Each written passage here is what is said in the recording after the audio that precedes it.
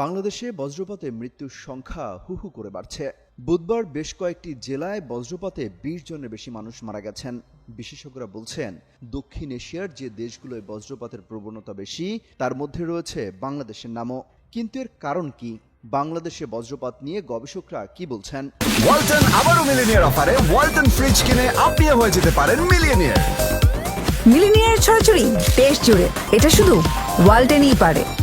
বলা হচ্ছে, বাংলাদেশে বজ্রপাতের মূল কারণ দেশটির ভৌগোলিক অবস্থান। বাংলাদেশের একদিকে বঙ্গোপসাগর, অপরদিকে ভারত মহাসাগর। সেখান থেকে গরম আর আর্দ্র বাতাস আসছে। আবার উত্তরে রয়েছে পাহাড়ি এলাকা, কিছু দূরেই হিমালয় রয়েছে, যেখান থেকে ঠান্ডা বাতাস ঢুকছে। এই দুইটা বাতাসের সংমিশ্রণ বজ্রপাতের জন্য অনুকূল পরিবেশ তৈরি করছে।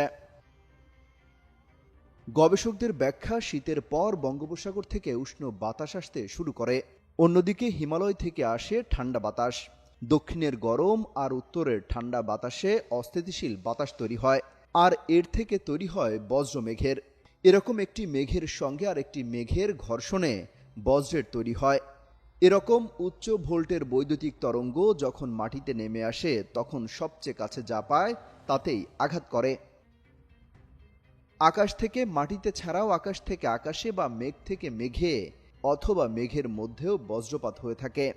দুর্যোগ ব্যবস্থাপনা ও ত্রাণ মন্ত্রণালয়ের হিসেবে ২০১১ সাল থেকে ২০১৭ সাল পর্যন্ত ৭ বছরে বাংলাদেশে বজ্রপাতে সারা দেশে ১৫০০ মানুষের মৃত্যু হয়েছে।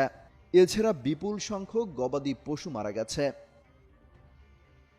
বিশ্বের সবচেয়ে বেশি বজ্রপাত হয় ভেনেজুয়েলা এবং ব্রাজিলে, কিন্তু সেখানকার তুলনায় বাংলাদেশে মৃত্যুর ঘটনা অনেক বেশি। খোলা স্থানে মানুষের কাজ করা এবং বজ্রপাতের বিষয়ে তাদের অচেতনতা এর কারণ হতে পারে বলে মনে করেন বিশেষজ্ঞরা।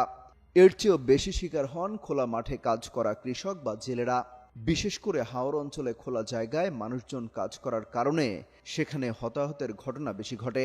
এসব তথ্য তুলে ধরে একটি প্রতিবেদন প্রকাশ করেছে বিবিসি বাংলা। অমিত হাসান রবিন, যুগান্তর নিউজ।